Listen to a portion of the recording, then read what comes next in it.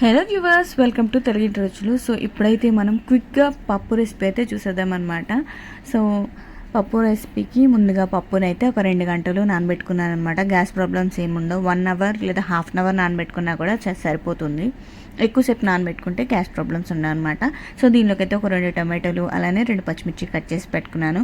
1 table spoon పసుపు అలానే టేస్ట్కి సరిపడా కారం వేసుకున్నాను.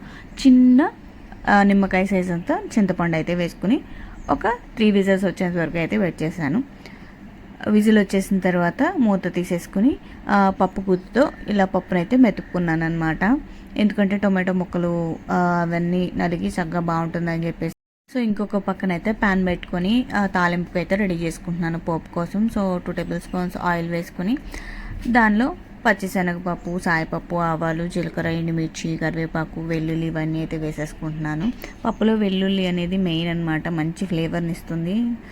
సో మీ అందరికీ తెలుసు కదా.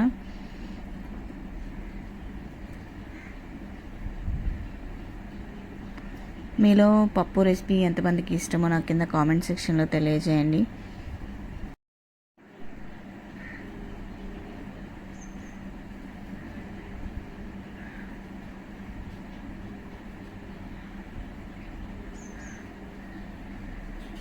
సో కొద్దిగా కరివేపాకు కూడా వేసేసుకుంటున్నాను అనమాట.